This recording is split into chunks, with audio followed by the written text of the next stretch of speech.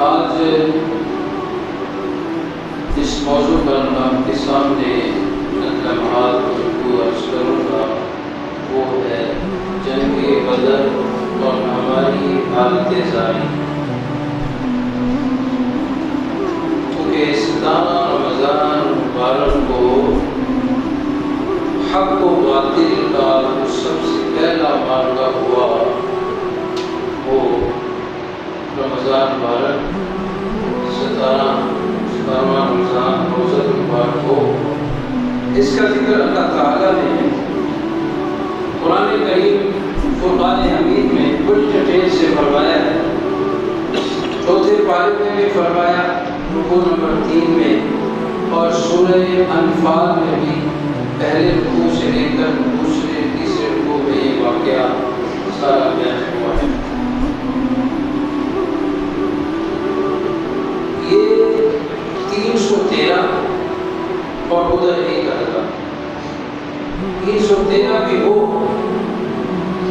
جن کو حضور علیہ السلام یہ ارشاد فرما کر لے کر آئے ہیں کہ ابو سفیان کا قافلہ آ رہا ہے، تجارتی قافلہ ملک شام سے، ہم نے اسے روکنا ہے۔ جس طرح انہوں نے ہمیں بے سر و سامان کر کے مکہ سے نکالا، اسی طرح آج ہم نے بھی ان کے سارا تجارتی سامان جو ہے وہ قبضے میں کر دیا۔ اب اس حالت میں جب اعلان ہوا مدینہ پاک میں، تو جو جس حالت میں تھا اسی حالت میں نکل پڑا کہ کون سا جنگ کرنی ہے۔ بچے بھی ساتھ، جوان بھی، بوڑھے بھی، نہ تلواریں، نہ نیزے، نہ گھوڑ سواریاں، نہ دیگر جنگی سازشیں۔ جب آگے نکلے تو ابو سفیان کو بڑا سیاستدان تھا، اس کو پتہ چل گیا کہ اونٹنیاں دیکھی کنویں کے قریب، اونٹنیوں کی مینگنیاں۔ حضور علیہ السلام کی جب 2-3 صحابہ نکلے ہوئے تھے اس کا سارا معاملہ دیکھنے کے۔ ابو سفیان بھی وہیں سے جب گزرا تو اس نے دیکھا کنویں کے قریب مینگنیاں پڑی ہوئی ہیں، اونٹنیاں۔ اس نے اونٹنی کی مینگنیاں توڑی، اس میں سے گٹھلیاں نکلی۔ اس نے سمجھ لیا کہ یہ ہمارا پڑاؤ کیا جا رہا ہے، ہمارا پیچھا کیا جا رہا ہے۔ اس نے وہ راستہ جس راستے پر صحابہ کرام نے اسے روکنا تھا، اس راستے کو چھوڑ کر اس سارے راستے سے ہوتا ہوا مکے پہنچے۔ اس نے اس راستے کو اب حضور علیہ السلام نے فرمایا کہ اللہ نے تم سے وعدہ فرمایا ہے کہ دو جماعتوں میں سے، 2 چیزوں میں سے ایک چیز کا تمہارے ساتھ وعدہ ہے، ایک ہے عیر، دوسرا ہے نفیر۔ عیر وہ جو قافلہ لے کے ابو سفیان آ رہا ہے، اور دوسرا نفیر قتال کے ذریعے جنگ لڑنی پڑے گی، وہاں پہ شہادت دینی پڑے گی، اور پھر 70 سرداروں کے سر کاٹنے پڑیں گے۔ پھر وہ جو اونٹ لے کر آئے ہیں، وہ بڑا کچھ وہ بھی ساتھ لے کر آئے ہیں، وہ تو اس لیے آ رہے ہیں کہ مٹھی بھر مسلمان ہیں، آج ہم نے نچوڑ کر رکھ دینا ہے۔ لیکن انہیں نہیں پتا تھا کہ ادھر حضور علیہ السلام کے وہ صحابہ ہیں، حضرت عمر جیسے بھی ہیں، جن کی عمر تو 17 سال ہے لیکن جذبہ 40 سال سے بھی بڑا ہے۔ دونوں بھائی ہیں، حضرت سعد بن ابی وقاص اور عمیر بن ابی وقاص۔ اب جب یہ معاملہ ہوا تو اب حضور علیہ السلام نے بچوں کو فرمایا کہ جو چھوٹے بچے تھے 13, 14, 15 سال، میں تو واپس چلے کو نہیں چلے۔ یہ حضرت عمیر بن ابی وقاص رضی اللہ تعالیٰ، انہوں نے جب دیکھا نا کہ سب بچوں کو پیچھے لٹایا جا رہا ہے، مدینے کی طرف روانہ کیا جا رہا ہے، تو ان قریب مجھے بھی مدینے کی طرف بھیج دیا جائے کیونکہ میں چھوٹا ہوں۔ ان کے بھائی حضرت سعد بن ابی وقاص رضی اللہ تعالیٰ یہ سلیکٹ ہو چکے تھے، بڑے بھائی تھے، عمیر چھوٹے تھے۔ اب حضور علیہ السلام کی نظر نبوت سے چھپ پیچھے پیچھے چھپ رہے ہیں. حضرت سعد نے کہا کہ میں چھپ کیوں رہے ہو؟ حضرت کی بھائی جان اس لیے چھپ رہا ہوں کہ حضور نے مجھے جب ہی جیسے ہی دیکھا تو حکم فرما دینا ہے کہ میں کو واپس چلے جاؤ، چھوٹے ہو تم لڑائی نہیں کر سکتے، لیکن میں آج مدینے سے اس لیے نکلا ہوں کہ یا تو حضور کے دشمن کو مار دوں گا یا اس کے ہاتھوں شہید ہو جاؤں گا. آپ نے حضرت صاحب بن ابی وقاص نے فرمایا تو بھائی نکاح نبوت سے کوئی نہیں چھپ سکتا، نکاح نبوت سے کوئی نہیں چھپ سکتا. غرض یہ ہے کہ حضور کے سامنے جب آئے، حضور نے جب میں نے دیکھا تو اپنے بڑے بھائی کے پیچھے ایڑیاں اٹھا کے کھڑے ہوئے تھے، ایڑیاں اٹھا کے تاکہ قد بڑا محسوس ہو. حضور علیہ السلام نے فرمایا کہ عمیر سامنے آؤ. یا رسول اللہ، فرمایا واپس چلے جاؤ. یا رسول اللہ واپس نہیں جانا چاہتا، آج اللہ کی راہ میں آپ کے سامنے قربان ہونا چاہتا ہوں. ایسا جذبہ اشارہ. یہاں پر رک کر وہ جو میں نے موضوع بیان کیا ہے جنگ بدر اور ہماری حالت ذات، یہ ہماری حالت ذات ہے کہ اسلام کے لیے، دین کے لیے نہ بڑے نکلتے ہیں، نہ خود نکلتے ہیں، نہ بچوں کو نکلنے دیتے ہیں، نہ اپنی قربانی پیش کرتے ہیں، نہ نوجوان بچوں کو آگے نہیں دیتے. ساری عقل پہ ہم نے دین کو معمول کر دیا ہے، جو ہماری عقل کہے گی وہی ہے. حالانکہ قرآن کیا کہتا ہے؟ عقل کا کوئی کام نہیں جب اللہ اس کے رسول کا حکم آ جائے. قرآن کہتا ہے وَمَا كَانَ لِمُؤْمِنٍ وَلَا مُؤْمِنَةٍ، کسی مومن اور کسی بھی مومنہ عورت کی یہ شان نہیں ہے اِذَا قَضَى اللَّهُ وَرَسُولُهُ أَمْرًا، جب اللہ اور اس کے رسول کسی کام کا فیصلہ فرما دیں. اب وہ کہیں گے اگر مگر کی بات کریں. جب اللہ اور اس کے رسول کا آرڈر آ جائے، پھر مومن ہو یا مومنہ ہو، مومن ہو اللہ کا حکم آ گیا ہے کہ سود نہیں کھانا. اب تو میں یہ تو نہیں کہہ سکتا کہ فلاں مال کا لگا ہوا ہے، اللہ رسول کا حکم ہے جہاد فرض ہے سارے نکلو. اب تو جہاد کیا ہے؟ اپنے نفس کے ساتھ جہاد کرنا نا. ایک جنگ سے حضور واپس تشریف لا رہے تھے تو آپ نے فرمایا صحابہ ہم جہاد اصغر سے جہاد اکبر کی طرف پلٹ رہے ہیں. یا رسول اللہ، جہاد اصغر اتنے زخم کھائے، تیر کھائے، اپنی جان کو بڑی مشکل سے بچایا اور کافروں کی صفوں کے اندر گھس گئے، اسے جہاد اصغر فرمایا. اور جہاد اکبر کون سا ہو سکتا ہے؟ حضور علیہ السلام نے فرمایا جہاد اکبر یہ ہے کہ ہم اپنے نفس کے خلاف چلے، یہی جہاد اکبر ہے. ادھر کافر کی گردن پہ چھرا چلانا ہوتا ہے، اسے جہاد اصغر کہتے ہیں. ادھر نفس امارہ کی گردن پہ چھرا چلانا ہوتا ہے، اسے جہاد اکبر کہتے ہیں. نفس امارہ کی جب بات آتی ہے تو ہم سارے ذرا تھوڑے سے سہم سے جاتے ہیں، کیونکہ ہم سارے نفس کے جال کی کہتی ہوئے پڑے. یہ روزہ یہ نفس کو کمزور کرنے والا واحد ذریعہ ہے. اس نے تو نفس امارہ کی کمر کو توڑ دیا ہے. تو 11 مہینے گزر جاتے ہیں، نہ فجر میں مسجد بھرتی ہے، نہ ظہر میں، نہ عصر میں، نہ مغرب میں، نہ عشاء میں، نہ جمعے میں. اور جمعے میں جب آخری 5 منٹ رہتے ہیں پھر ہمارا اندر والا ہاتھ بڑھتا ہے، پھر اس کے بعد دوسرا، پھر تیسرا. جیسے جیسے اذان کا وقت قریب آتا ہے مسجد والے صرف 5 سے 7 منٹ کے اندر. تو یہ ماہ رمضان کی برکت ہے.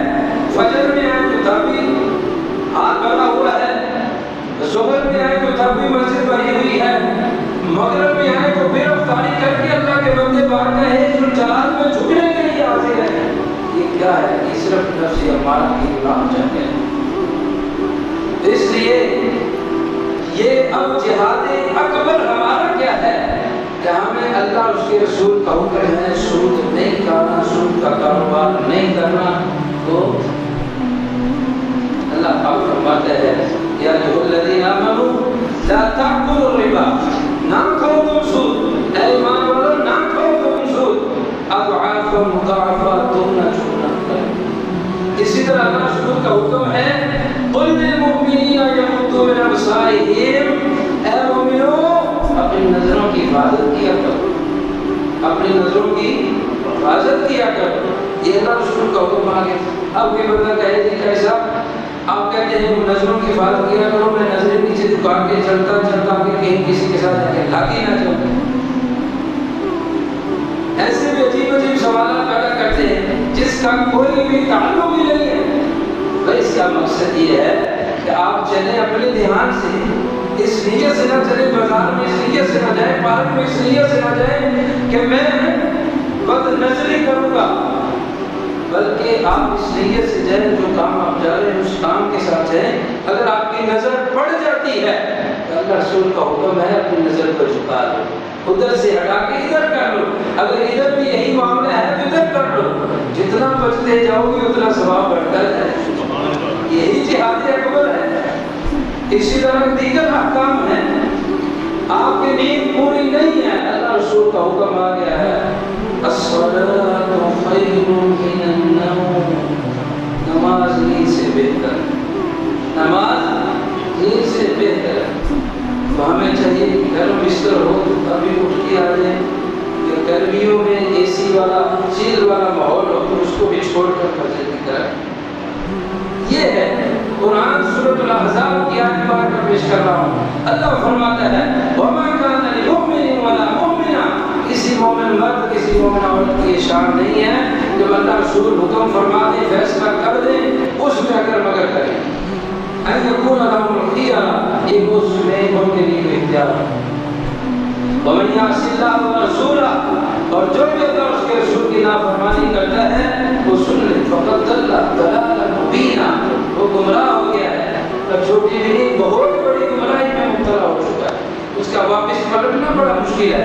اس لیے خدا جب بھی اگر اس کے رسول کا کوئی حکم آپ کے کانوں تک پہنچے اس میں پھر عقل کے گھوڑے مت دوڑائیں بلکہ سر تسلیم خم کر دیں۔ اسی وجہ سے اللہ آپ کے اندر وہ طاقت وہ پاور پیدا کر دے گا کہ آپ کے آپ اللہ کے حکم کو پورا کرنے کے لیے آمادہ ہو جائیں۔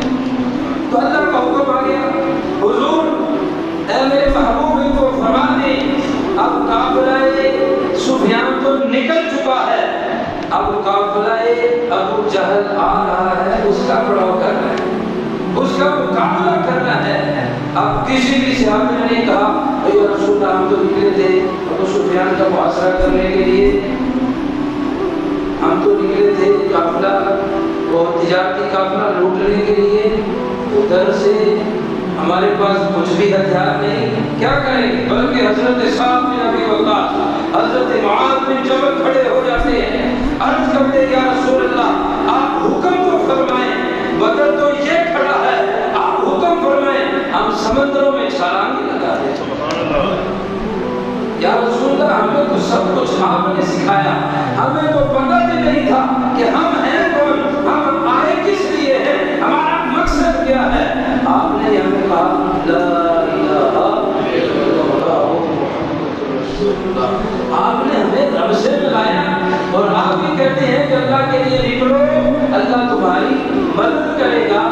تو حضور علیہ السلام کے سامنے جب صحابہ نے حضرت معاذ بن جبل نے اتنا بڑا مضبوط ترین جب خطبہ پڑھا تو حدیث کے الفاظ ہیں، حضور علیہ السلام نے فرمایا، آپ صلی اللہ علیہ وسلم سکیرو، آپ نے فرمایا فصبر بذالک رسول اللہ۔ راوی کہتے ہیں جب حضرت سعد بن معاذ رضی اللہ تعالیٰ نے جب یہ عرض کی حضور جہاں چاہیں جیسے چاہیں آپ ہمیں لے چلیں، ایک روایت میں آتا ہے حضرت معاذ بن جبل نے عرض کیا رسول اللہ صلی اللہ علیہ وسلم ہم بدر کے میدان میں آپ کے لیے ایک مخصوص عریش بنا دیں گے، ایک خاص کمرہ بنا دیں گے محفوظ ترین، اور اس کے بعد ایک باہر ایک سواری باندھ دیں گے، اگر ہم اللہ کی راہ میں قتل لڑائی کرتے کرتے کرتے سارے شہید ہو جائیں تو آپ اس سواری پر بیٹھیں مدینہ تشریف لے جائیں، وہاں پہ آپ کے اور جانبی ساتھ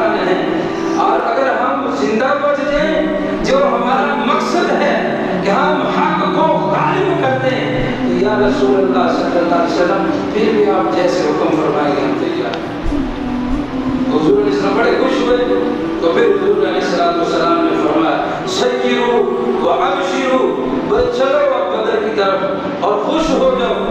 ان اللہ تعالی قد وعدنی، بے شک اللہ تعالی نے میرے ساتھ دو کافروں میں سے ایک کافر کا وعدہ فرما دیا ہے۔ واللہ لکانی، اور حضور نے فرمایا اللہ کی قسم ابھی بدر نہیں پہنچے پہلے ہی فرما رہے ہیں واللہ لکانی انظر مصارع القوم، اللہ کی قسم اس بدر میں آنے والے یہ ابو جہل کی جتنی بھی معیت میں اس کے ساتھ جتنے بھی کافر آ رہے ہیں، انہوں نے جہاں جہاں قتل ہونا ہے، وہ جہاں جہاں انہوں نے گرنا ہے، وہ میں حضور فرمایا میں دیکھ رہا ہوں۔ ابھی بدر کا میدان دور ہے۔ اللہ اکبر، سبحان اللہ۔ یہاں پر رک کر ایک بات عرض کرنا چاہتا ہوں کہ اللہ رسول کا جب حکم آ جائے اس پر بھی اگر مگر نہیں کیجیے۔ جب بندہ اس بات پر آمادہ ہو، متیقن ہو اور اس کا ایمان اتنا مضبوط ہو تو پھر اللہ کی مدد اور نصرت ضرور شامل ہوتی ہے۔ حضرت علامہ اقبال نے فرمایا فضائے بدر پیدا کر فرشتے تیری نصرت کو اتر سکتے ہیں کتوں سے کتاب اللہ کی دار۔